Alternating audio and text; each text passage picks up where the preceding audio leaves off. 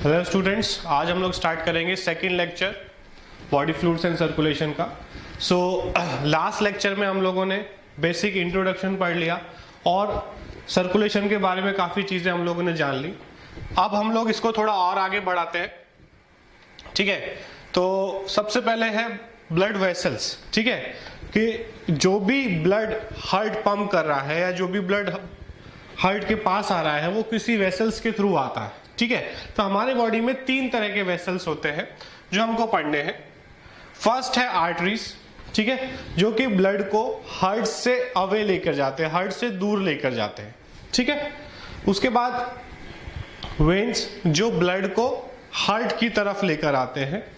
और थर्ड है कैपिलरीज, जो कि आर्टरीज और वेन्स के बीच में जो है एक मिडिल मैन का काम करते हैं, ठीक है।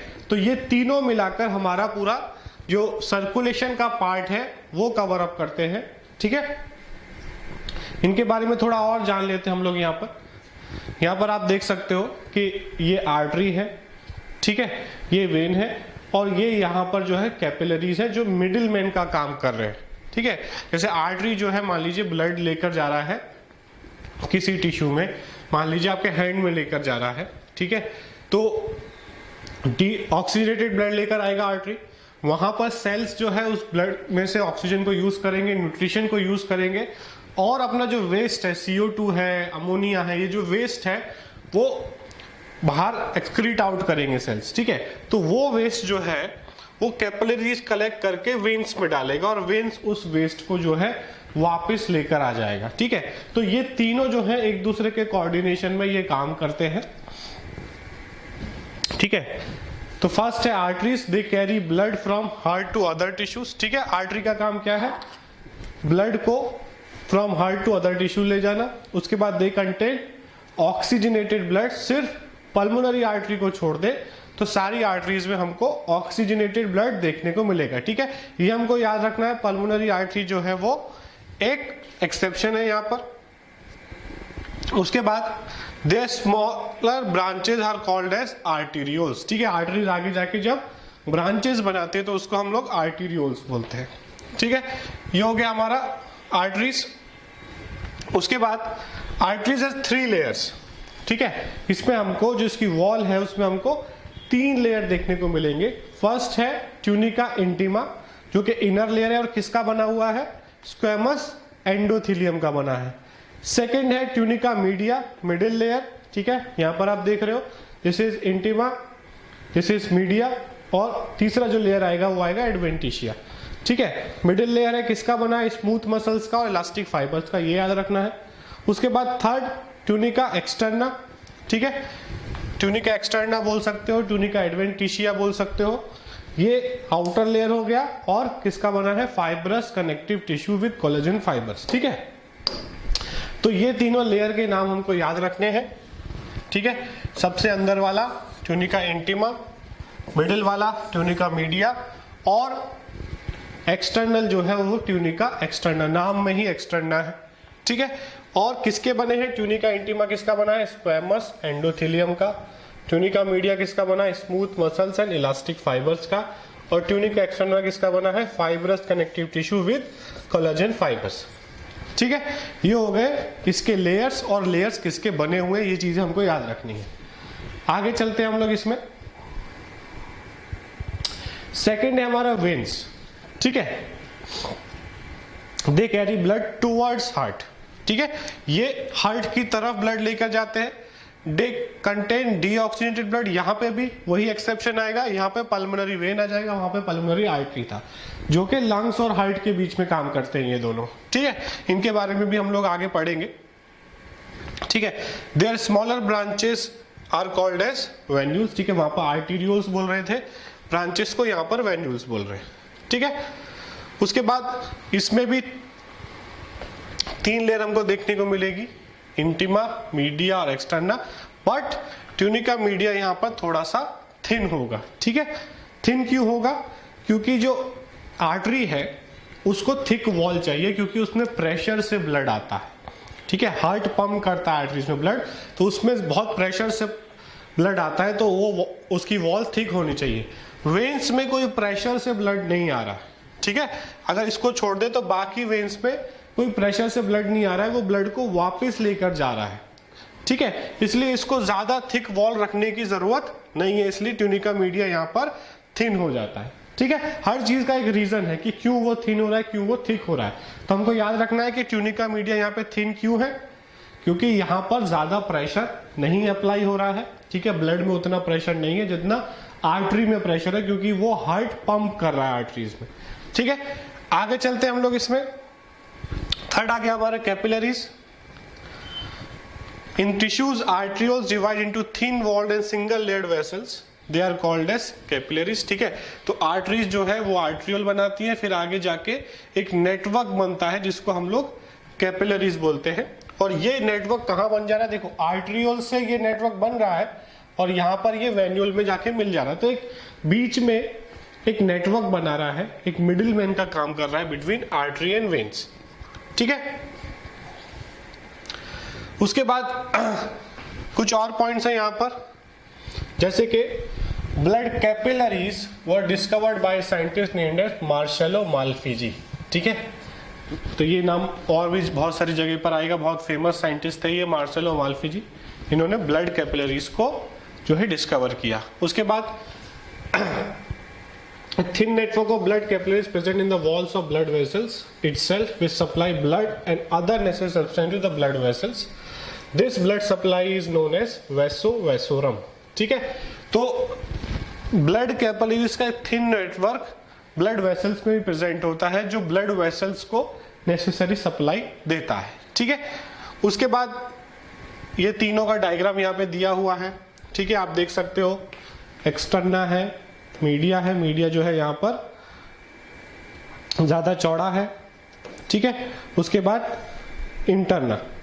कैपिलरीज जो है वो आर्ट्रियोल और वेन्यूल के बीच में एक नेटवर्क बनाते हैं, और वेन में अगर हम देखेंगे एक्सटर्ना है, मीडिया है और इंटरना है, ठीक है। यहाँ पर मीडिया जो है वो थिन है एज कंपेयर टू आर्टरी, ठीक है। आगे चले हम लोग।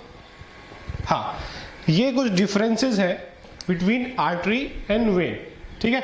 ये डिफरेंसेस आपको याद रखने, 10 डिफरेंस मैंने यहाँ पर दिए हैं, आपको कोशिश करना है कि आप ज्यादा से ज्यादा यहाँ पर याद रख पाओ। जैसे फर्स्ट बहुत basic, it carries blood from heart to organs, ठीक है। आर्टरी जो है वो हमेशा हार्ट से अवे लेकर जाएगा, ठीक है। आर्टरी का डेफिनेशन क्या है, vessel which takes blood away from the heart, ठीक है। उसके बाद वेन जो है वो हार्ट के तरफ लेकर जाएगा, it carries blood from organs to the heart, ठीक है, ब्लड के तरफ लेकर जाएगा। उसके बाद all arteries carry pure blood except pulmonary artery which carries impure blood, ठीक है। देखो जितनी भी आर्टरीज है उसमें प्योर ब्लड मतलब ऑक्सीजनेटेड ब्लड होगा। सिर्फ पल्मोनरी आर्टरी भी हार्ट से अवे लेकर जाती है ब्लड को, बट वो लंग्स में लेकर जाती है, उसमें डीऑक्सीजनेटेड ब्लड होता है, ठीक है। तो आर्टरी के डेफिनेशन में तो पल्मोनरी आर्टरी भी फिट हो रहा है, क्योंकि it is also taking away the blood, ठीक है, ब्लड को हार्ट से दूर लेकर जा रहा है, बट यहां पर वो डीऑक्सीजनेटेड ब्लड को लेकर जा रहा है। तो सारी आर्टरीज ऑक्सीजनेटेड ब्लड को लेके जाती है एक्सेप्ट पल्मोनरी आर्टरी, वही एक्सेप्शन यहां पर होने वाला है। All veins carry impure blood except pulmonary vein.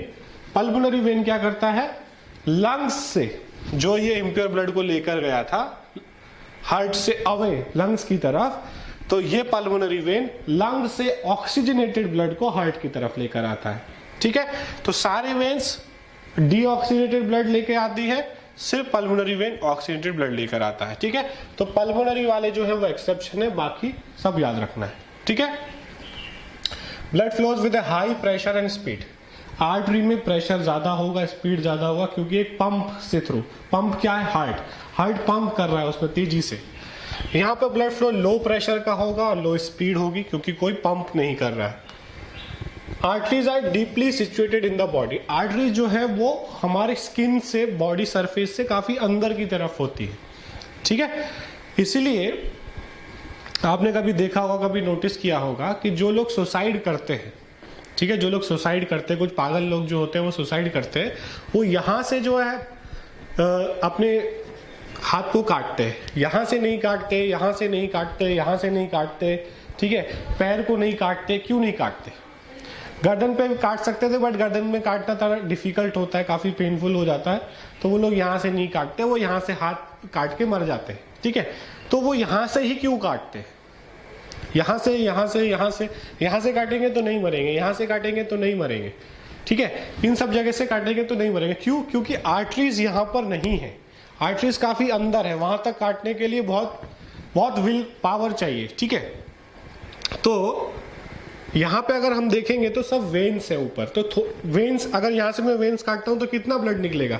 यहाँ से लेके यहाँ तक जितना ब्लड होगा, थोड़ा सा 10, 20, 50 ml उतना निकलेगा। बट हमारे बॉडी पे कुछ जगह पर आर्टरी सरफेस के पार आ गई है, सरफेस के पास आ गई है, जैसे कि यहाँ पर दीज आर आर्टरीज, ठीक है। सिर्फ यहीं पर और यहाँ पर आर्टरीज सरफेस के पास है, बाकी पूरे बॉडी में आर्टरीज जो है वो काफी अंदर बोन्स के पास है, ठीक है। तो इसलिए लोग यहां से काट के सुसाइड करते हैं, क्योंकि यहां से ब्लड काटेंगे तो आर्टरी में से कब तक ब्लड निकलता रहेगा? जब तक हार्ट पंप करता रहेगा, तो पूरा ब्लड उसमें से निकल सकता है, ठीक है। तो इसीलिए नेचर ने आर्टरीज को काफी डीपली सिचुएट किया है कि कभी हमको चोट भी लगता है, कहीं इंजरी भी होती है, तो आर्टरी पंक्चर ना हो, ठीक है। और यहाँ पे चोट लगना काफी मिनिमलिस्टिक होता है, बहुत रेयर चांस होते हैं कि यहाँ पे चोट लगेगा, ठीक है। उसके बाद वेन्स जो है वो सुपरफिशियल होते हैं, मतलब स्किन के पास होते हैं, ठीक है। जो भी हमको चोट लगती है, ब्लड वर्ड निकलता है, थोड़ी देर निकलता है, थोड़ा सा निकलता है, क्योंकि वेन्स डैमेज होते हैं, आर्टरीज डैमेज। आर्टरी अगर डैमेज हो गई तो ब्लड आराम से नहीं रुकने वाला, जल्दी नहीं रुकने वाला, क्योंकि काफी प्रेशर से पीछे से ब्लड आ रहा है, ठीक है। The walls of arteries are thick and tough, ठीक है, क्योंकि प्रेशर ज्यादा है, स्पीड ज्यादा है, इसलिए थिक और टफ बनाना पड़ेगा। यहाँ पर वेन्स जो है उसमें कोई प्रेशर नहीं है, कोई स्पीड नहीं है, इसलिए थिन एंड सॉफ्ट होंगे। ल्यूमन इज कॉन्स्ट्रिक्टेड, ठीक है, ल्यूमन जो अंदर का स्पेस है वो कॉन्स्ट्रिक्टेड होगा, यहाँ पर ल्यूमन वाइड होगा, ठीक है। Walls are absent in the walls of arteries, ठीक है। यहाँ पर कोई वॉल्स, कोई जो है रेगुलेट करने वाला वॉल्व नहीं है, ठीक है। यहाँ पर हमें आर्टरी वेन्स में जो है हमको वॉल्स देखने को मिलेंगे जो बैक फ्लो ऑफ ब्लड को प्रिवेंट करेगा, मतलब यहाँ से अब ब्लड उसको लेकर जाना है हार्ट तक, तो यहाँ से यहाँ के लेके आए तो वापस पीछे ना चला जाए, तो बीच बीच में वॉल्व लगाया हुआ है। आर्टरी तो प्रेशर से जा रहा है, तो उसमें तो कोई वॉल्व की जरूरत है ही नहीं, क्योंकि बैक फ्लो होने वाला नहीं है। दे आर पिंकिश और bright red in colour, they are deep red और ब्लूइश इन कलर, ठीक है। तो जो ब्लूइश हमको देखने लग जाता है कुछ लोगों के अंदर, जो लोग बॉडी बिल्डिंग करते हैं या काफी गोरे होते हैं, उनमें ब्लूइश हमको वेन्स दिखते हैं, दैट इज वेन्स, मतलब वो जो वेन्स होते हैं वो ब्लूइश दिखेंगे, ठीक है, ठीक है। थोड़ा सा ग्रीनिश भी दिख सकते हैं, कुछ लोगों में ग्रीनिश भी दिखते हैं। Arteries do not collapse when empty, ठीक है। जब आर्टरी में ब्लड नहीं होगा, ठीक है, तो वो कोलैप्स नहीं करेंगे, वो आपस में चिपक नहीं जाएंगे, ठीक है, because their walls are thick, ठीक है, क्योंकि काफी मोटा पाइप है, काफी मोटा पाइप है, तो उसमें पानी हो या ना हो, पाइप कोलैप्स नहीं करेगा, ठीक है, वो अपने साइज में ही रहेगा, उसमें ल्यूमन जो है वो फिक्स रहेगा। यहां पर अगर हम देखें, अगर इसमें ब्लड नहीं है तो वो कोलैप्स हो जाएगा, क्योंकि उसका जो वॉल है काफी थिन है और इलास्टिक है, ठीक है। Their tunica media layer is much thicker, their tunica media layer is thinner, ठीक है। तो ये काफी इंपॉर्टेंट पॉइंट्स हो गए, ये हमको आगे लाइफ में भी काम आ सकते हैं, general day to day life में भी हमें आर्टरी और वेन में डिफरेंस पता होना चाहिए, ठीक है। तो ये सारे डिफरेंसेस आपको नोट करने हैं, कोशिश करना है कि 10 के 10 आप याद कर लो, ठीक है। आगे चलते हैं हम लोग इसमें। उसके बाद हमारा नेक्स्ट टॉपिक आता है टाइप्स ऑफ हार्ट, ठीक है। हमको तो देखो यहाँ पर हमको सिर्फ ह्यूमन हार्ट पढ़ना है, बट थोड़ा सा इंट्रोडक्शन देख लेते हैं कि हार्ट कितने प्रकार के होते हैं, कितने टाइप्स के होते हैं। जैसे कि यहाँ पर आप देखोगे on the basis of type of blood,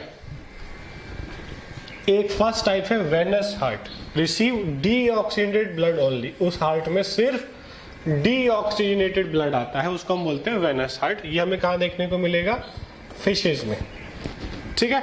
उसके बाद है आर्टेरियो वेनस हार्ट, जिसके पास डीऑक्सीजनेटेड ब्लड भी आता है और ऑक्सीजनेटेड ब्लड भी जाता है, ठीक है, जैसे कि हमारे अंदर amphibians, reptiles, birds and mammals, इसमें आर्टीरियो वेनस हार्ट होता है, ठीक है, और फिश में सिर्फ वेनस हार्ट होता है। उसके बाद on the basis of origin of impulse heart of two types, ये हो गया ब्लड के टाइप में, ठीक है, ये हो गया on the basis of impulse. First है मायोजेनिक, मायो वर्ड कहीं पे भी आए तो समझ लेना मसल्स रिलेटेड बात हो रही है, ठीक है। Myogenic impulse for heart beat originates in heart muscles, इनको हम पेस मेकर बोलते हैं, कॉर्डेट्स एंड मोलस, ठीक है। तो जो हमारा जो हार्ट होता है कॉर्डेट्स में वो मायोजेनिक होता है, मतलब heart beat is not controlled by brain, ठीक है, it is self excitable. Heart अपने आप अपने कॉन्ट्रैक्शन रिलैक्सेशन को कंट्रोल करता है, ठीक है। इनडायरेक्टली ब्रेन का हॉर्मोन्स का कंट्रोल होता है, बट डायरेक्टली कंट्रोल ब्रेन का नहीं होता है। जिन लोगों में डायरेक्टली ब्रेन का कंट्रोल होता है उनके हार्ट को हम बोलते हैं न्यूरोजेनिक हार्ट, ठीक है। Impulse for heart beat is brought about by nerves, ये इनवर्टिब्रेट्स में हमें देखने को मिलेगा, ठीक है। तो हमारे हार्ट पे ब्रेन का कंट्रोल नहीं है, दिल पे किसी का जोर नहीं चलता, ठीक है, याद रखना है, हमारे दिल पे किसी का जोर नहीं चलता। वो मायोजेनिक हार्ट है, वो खुद अपनी मर्जी का मालिक है, ठीक है। और इनवर्टिब्रेट्स में वो न्यूरोजेनिक है, नर्व्स हार्ट को कंट्रोल करते हैं। बाकी सब में कॉर्डेट्स और मोलस में हार्ट अपनी मर्जी से चलता है, दिल किसी की नहीं सुनता, ठीक है। उसके बाद स्ट्रक्चर के बेसिस पे ट्यूबुलर हार्ट हमें देखने को मिलेगा इंसेक्ट्स में, पल्सेटिंग वेसल्स हमको देखने को मिलेंगे एनिलिड्स, होलोथुरियंस, एम्फियोगोसस। चैम्बर्ड हार्ट हमको वर्टिब्रेट्स में, मोलस में देखने को मिलेंगे, और एम्पुलर एसेसरी हार्ट हमको देखने को मिलेंगे सेफेलोपॉड्स में, ठीक है। तो ये याद कर सकते हैं तो कर सकते हैं। इस टॉपिक के क्वेश्चन बहुत रेयर आते हैं, ये दोनों टाइप के बहुत बार पूछा जाता है, तो इन दोनों को ध्यान से याद करना है। ये भी याद कर सकते हो तो कर लो, नहीं तो इसको आप स्किप कर सकते हो, ठीक है। ये एक्स्ट्रा है, याद रख सकते हो तो बहुत अच्छी बात है, बट ये दोनों तो याद रखना ही है, on the basis of type of blood और on the basis of origin of impulse. ये दोनों टॉपिक तो हमको टाइप्स ऑफ हार्ट में याद रखना ही है, ठीक है। आगे चलते हैं हम लोग इसमें।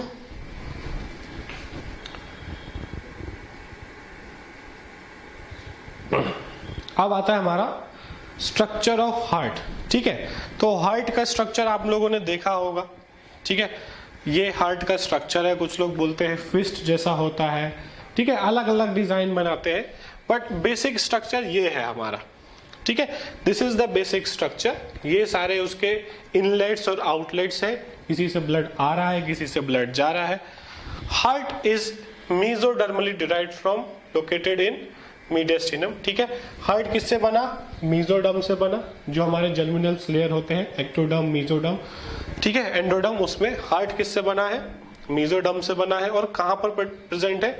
मीडियस्टिनम। इस जगह को हम बोलते हैं, जहां पे लंग्स के बीच में ये जो जगह है इसको हम बोलते हैं मीडियस्टिनम। यहां पर हार्ट प्रेजेंट होता है। थोड़ा सा लेफ्ट की साइड जो है वो टिल्टेड रहता है, ठीक है, एकदम लेफ्ट में नहीं रहता, थोड़ा सा लेफ्ट की साइड वो टिल्टेड रहता है। और इसको जरा डिटेल में इसके स्ट्रक्चर के बारे में अगर हम जानेंगे, heart is situated at the ventral side of mediastinal space, ये स्पेस का नाम याद रखना है, of thoracic cavity between lungs, ठीक है, ये हम लोगों ने देख लिया। उसके बाद लेफ्ट लंग है हैज कार्डियक नॉच, ये हम लोगों ने रेस्पिरेटरी वाले चैप्टर में पढ़ा था कि लेफ्ट लंग में एक लोब कम होता है, राइट लंग में 3 लोब होते हैं, और लेफ्ट लंग में 1 लोब कम होता है, क्योंकि वहां पर कार्डियक नॉच प्रेजेंट होता है, और इसी कार्डियक नॉच में जो है हार्ट जो है वो सिचुएटेड होता है, ठीक है। और उस जगह को हम बोल रहे हैं मीडियस्टिनल स्पेस। हार्ट का साइज बोले तो 5 into 3.5 inches in size, weight around 300 gram होता है, ठीक है, 5 into 3.5 इंचेस, ठीक है, और वेट जो है around 300 gram. It is enclosed in coelomic epithelium. It is triangular, superior board portion is tilted slightly towards right, ऊपर का पोर्शन थोड़ा राइट की तरफ टिल्टेड रहेगा, और लोअर पोर्शन जो है वो थोड़ा लेफ्ट की तरफ टिल्टेड रहेगा। ओवरऑल अगर हम पोजीशन देखेंगे तो थोड़ा सा वो लेफ्ट की तरफ होगा, ठीक है। Covering of heart is called as pericardium. Heart का जो कवर है जो कवरिंग है उसको हम बोलते हैं पेरिकार्डियम, जिसमें हमें 2 लेयर देखने को मिलेंगे। आउटर पैराइटल पेरिकार्डियम, ठीक है, जिसके अंदर 2 सब लेयर है, आउटर जो फाइब्रस का बना है और इनर जो है वो स्क्वेमस एपिथेलियम का बना है, ठीक है। तो ये हो गया हमारा आउटर लेयर, इसको हम पैराइटल पेरिकार्डियम बोल रहे हैं। इनर लेयर को हम बोल रहे हैं विसरल पेरिकार्डियम, ठीक है। ये किसका बना है? सिंपल स्क्वेमस एपिथेलियम का, ठीक है। तो हार्ट की कवरिंग को हम क्या बोलते हैं? पेरिकार्डियम। पेरिकार्डियम में 2 लेयर है, आउटर वाला, आउटर में भी अंदर 2 लेयर है, ठीक है। आउटर वाले में भी 2 लेयर है, एक फाइब्रस कनेक्टिव टिश्यू का बना है, एक सिंपल स्क्वेमस एपिथेलियम का बना है। इनर जो लेयर है उसे हम विसरल पेरिकार्डियम बोलते हैं और वो सिंपल स्क्वेमस एपिथेलियम का बना है, ठीक है। उसके बाद in narrow space between these 2 membrane is called as pericardial cavity. मतलब मान लो ये आउटर लेयर है, ये इनर लेयर है, तो इसके बीच में कुछ फ्लूइड भरा हुआ है, ठीक है। इसके बीच में कुछ फ्लूइड भरा हुआ है, इस कैविटी को हम बोल रहे हैं पेरिकार्डियल कैविटी, और जो फ्लूइड इसके अंदर भरा होगा उसको हम बोलेंगे पेरिकार्डियल फ्लूइड, ठीक है। जैसे लंग्स में था उसी तरीके से यहाँ पे भी एक फ्लूइड प्रेजेंट है, पेरिकार्डियल फ्लूइड, ठीक है। ये कौन सिक्रीट करेगा? पेरिकार्डियम ही इसको सिक्रीट करेगा, ठीक है।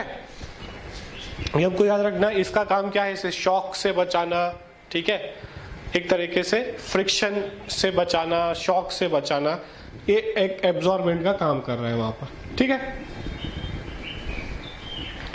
आगे चलते हैं हम लोग इसमें। हाँ, फंक्शंस ऑफ पेरिकार्डियल फ्लूइड जो मैंने आपको बताया, ठीक है, उसके और भी थोड़े फंक्शंस देख लेते हैं हमको। फर्स्ट है, it prevents heart from external jerks, ठीक है।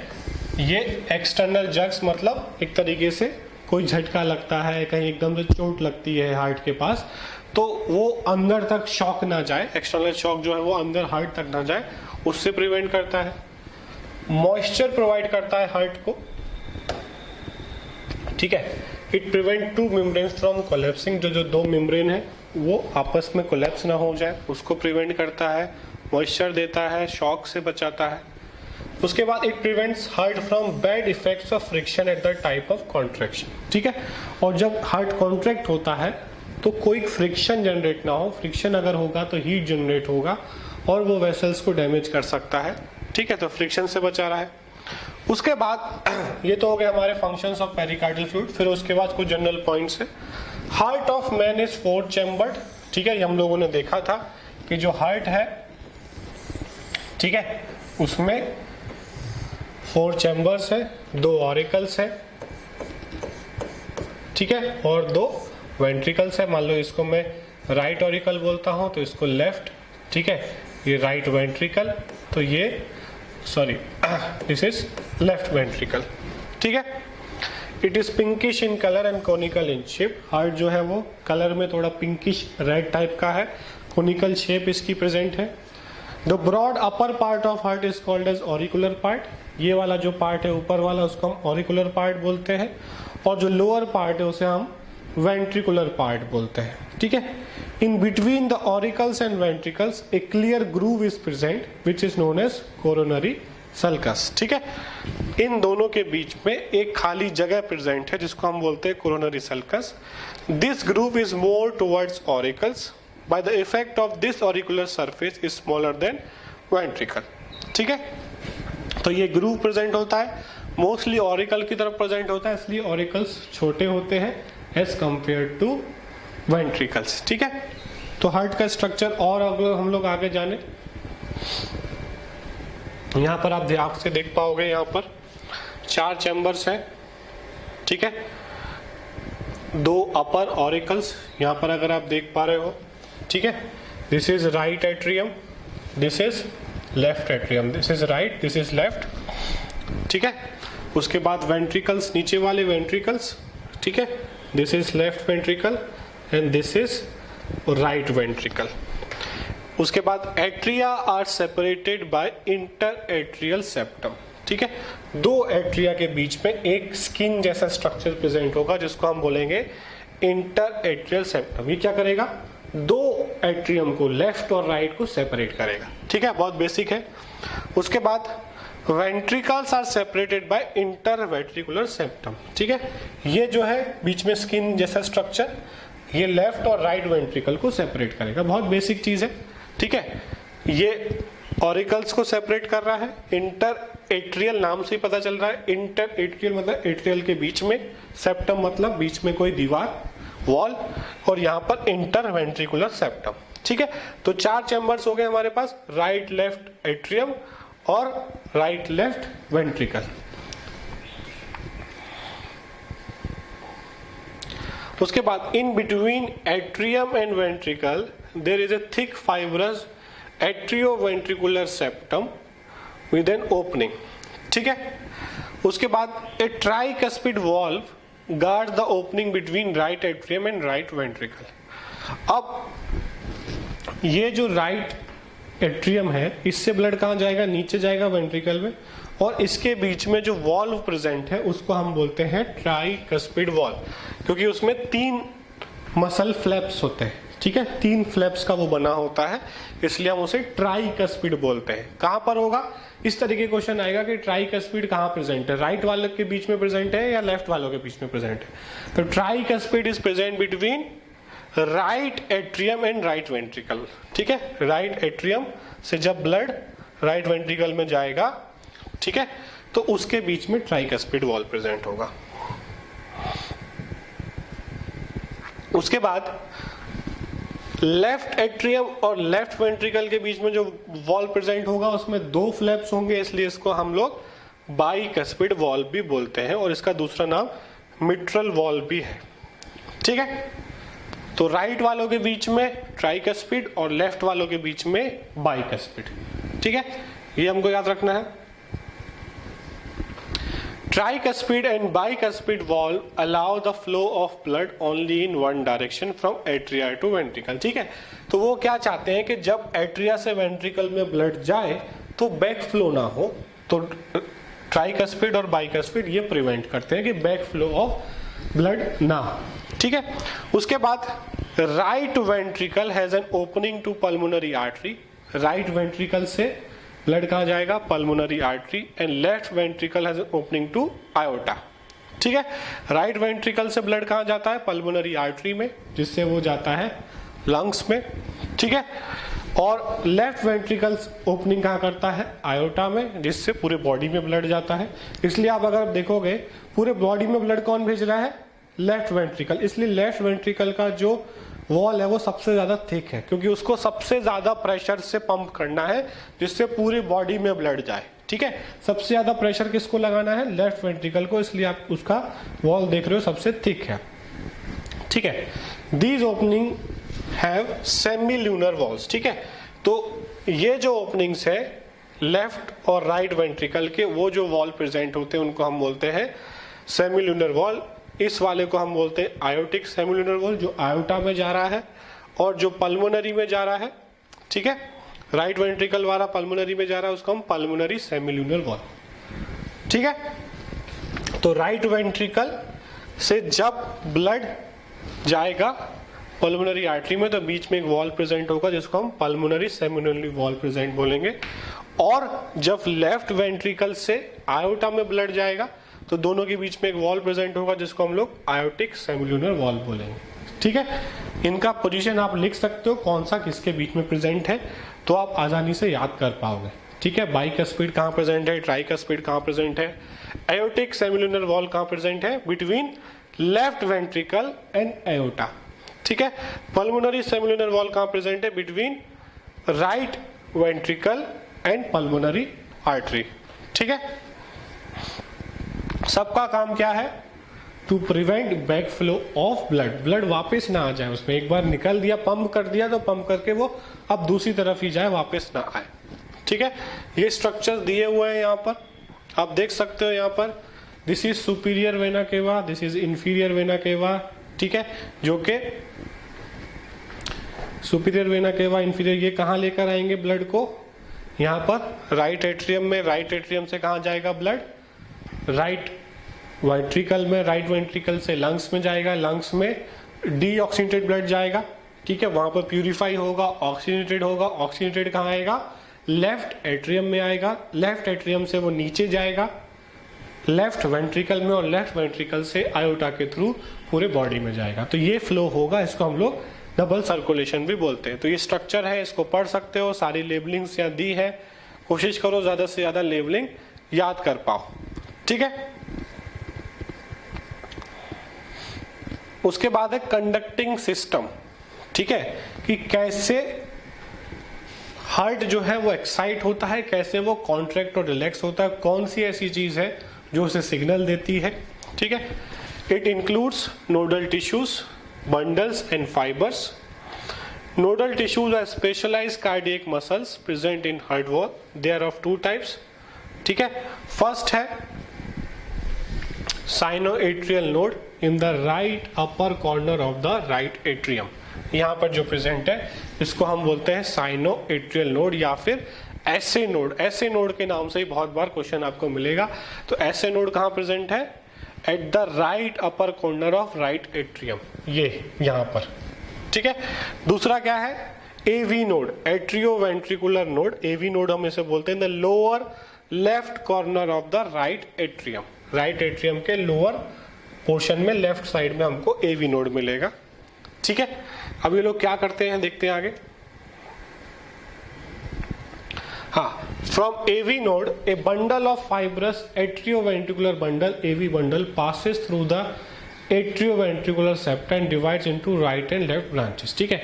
तो यहां से अगर आप देखोगे from AV node a bundle of fibers, AV node से क्या हो रहा है? बंडल्स और फाइबर निकल रहे हैं जो कि आगे चल के लेफ्ट और राइट में डिवाइड हो जा रहे हैं। मतलब एक तरीके से क्या हो रहा है, यहां से एक सिग्नल निकलेगा, वो इसके पास आएगा और ये उस सिग्नल को पूरे हार्ट तक पहुंचाएगा। इसलिए वो कुछ इधर जा रहा है, कुछ इधर जा रहा है, ठीक है। In the ventricular wall it breaks into minute fibres called as Purkinje fibres, और आगे जाके छोटे छोटे फाइबर्स में कन्वर्ट हो जाता है जिसको हम लोग परकिंजे फाइबर्स बोलते हैं। These fibre along with the bundles are known as bundle of His, और ये सब मिलाकर क्या कहलाएंगे? बंडल ऑफ हिस, ठीक है। तो एक तरह से जो सिग्नल देने का जो बॉस जो है वो कौन है? ऐसे नोड। ऐसे नोड कॉन्ट्रैक्शन का सिग्नल देगा, ये कहां जाएगा? एवी नोड के पास। एवी नोड से ये सिग्नल इस तरफ बढ़ेगा, ये आगे जाके डिवाइड हो जाएगा, ठीक है, और आगे जाके थोड़े थोड़े फाइबर्स बनेंगे, इनको हम बोलेंगे परकिंजे फाइबर्स। और ये सब मिलाकर एवी नोड से आगे वाला सब मिलाकर क्या कहलाएगा? बंडल ऑफ हिस, ठीक है। तो जब ऐसे नोड कॉन्ट्रैक्शन का सिग्नल देगा तो इस तरीके से ये पूरे हार्ट में उस सिग्नल को पहुंचाएंगे, ठीक है। चारों चैम्बर्स में पहुंचना चाहिए। पहले एट्रियम कॉन्ट्रैक्ट करते हैं जिससे ब्लड, जब एट्रियम कॉन्ट्रैक्ट करेंगे लेफ्ट और राइट तो क्या होगा? वो छोटे हो गए तो ब्लड कहाँ चला जाएगा? नीचे, ठीक है। उसके बाद वेंट्रिकल्स कॉन्ट्रैक्ट करेंगे, तो अगर राइट वाला वेंट्रिकल कॉन्ट्रैक्ट करेगा तो ब्लड कहाँ चला जाएगा? उसमें से लंग्स में। और जब लेफ्ट वाला वेंट्रिकल कॉन्ट्रैक्ट करेगा तो ब्लड कहाँ जाएगा? पूरे बॉडी में, ठीक है। तो ये एट्रियम साथ में कॉन्ट्रैक्ट करेंगे और वेंट्रिकल साथ में कॉन्ट्रैक्ट करेंगे, चारों कभी भी एक साथ कॉन्ट्रैक्ट नहीं करेंगे, ठीक है। कितना डिले होता है? 0.1 सेकेंड का डिले होता है बिटवीन एट्रियम एंड वेंट्रिकल, और ये डिले हमेशा रहना चाहिए। 0.1 सेकेंड अगर साथ में हो गए तो ये हार्ट जो है वो ब्लास्ट कर जाएगा, फट जाएगा, ठीक है। तो ये 0.1 सेकेंड का डिले हमारे हार्ट को प्रॉपरली चला रहा है। पहले एट्रियम कॉन्ट्रैक्ट करते हैं और फिर वेंट्रिकल, और ये कंटिन्यूअस चलता रहता है, ठीक है। यहां पर आप देख सकते हो इस एनिमेशन के थ्रू कि ऐसे नोड जो है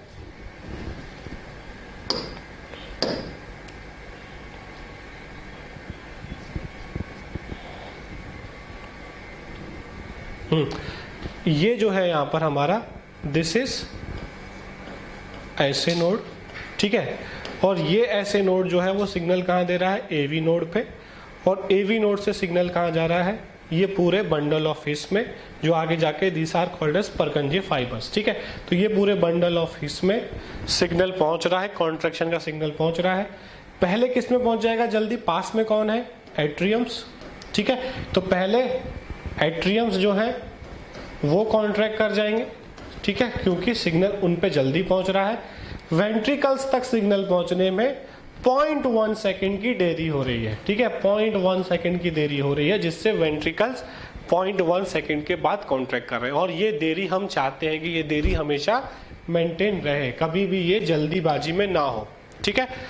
तो आप देख रहे हो, उसका पंपिंग भी देख रहे हो, ठीक है, एट्रियम पंप कर रहे हैं, फिर वेंट्रिकल्स पंप कर रहे हैं, ठीक है। वेंट्रिकल्स दोनों साथ में कॉन्ट्रैक्ट होंगे, एट्रियम दोनों साथ में कॉन्ट्रैक्ट होंगे, और ये पूरा कंडक्टिंग सिस्टम चलता रहेगा, ठीक है। Nodal tissue generate action potential without any external stimuli. ये हमको बहुत इंपॉर्टेंट पॉइंट याद रखना है कि यहां से नोडल टिश्यू से, ठीक है, ऐसे नोड से सिग्नल जनरेट हुआ, ऐसे नोड ने सिग्नल जनरेट किया, उसे कोई बाहर से सिग्नल नहीं आया, वो ऑटो एक्साइटेबल है या सेल्फ एक्साइटेबल है, ठीक है। ऐसे node initiate and maintains contraction of heart by generating action potential 70 to 75 times per minute, so it is called as pacemaker, ठीक है। तो ऐसे node is known as pacemaker of heart, ठीक है। कुछ लोगों को में हार्ट सर्जरी होता है तो पेसमेकर लगाया जाता है।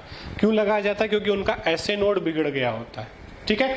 तो it is the natural pacemaker of heart. ये क्वेश्चन बहुत बार बोर्ड्स में, नीट में आया हुआ है। Which part is known as pacemaker of heart? तो हमें याद रखना है SA node. SA node is the natural pacemaker, ठीक है। और कुछ लोगों में अगर ऐसे नोड काम करना बंद कर देता है, जिससे क्या होगा, उनके हार्ट बीट्स प्रॉपर नहीं होंगे, कभी ज्यादा हो जाएंगे, कभी कम हो जाएंगे। तो उसमें हम लोग हार्ट सर्जरी करके उसमें एक आर्टिफिशियल चिप लगाते हैं, जिसको हम लोग आर्टिफिशियल पेसमेकर बोलते हैं, जो 72 टाइम्स जो है एक्शन पोटेंशियल वहां पर भेजता रहता है, जिससे हार्ट कॉन्ट्रैक्ट रिलैक्स करता रहेगा, ठीक है। तो ये हो गया हमारा कंडक्टिव सिस्टम। ये हमारा लेक्चर खत्म हो गया यहाँ पर। इसको आप सबसे इंपॉर्टेंट, पहले आप इसको एनसीईआरटी से पढ़ो सेम टॉपिक को, और जो पहले टॉपिक हो चुका है उसको भी पूरा एनसीईआरटी से रीड करो। वहां पे कोई डाउट आता है तो उसको पूछो, और फिर यहाँ से पढ़ो, नोट्स प्रॉपर बनाओ। कोई भी चीज अगर रिपीट हो रही है तो 2 बार लिखने की जरूरत नहीं है, ठीक है, बट नोट्स प्रॉपर बनने चाहिए। सारी चीजें, इंपॉर्टेंट पॉइंट्स को हाईलाइट करो, अंडरलाइन करो, ठीक है। डायग्राम को भी, हार्ट की डायग्राम को भी समझो, ठीक है, समझ गए।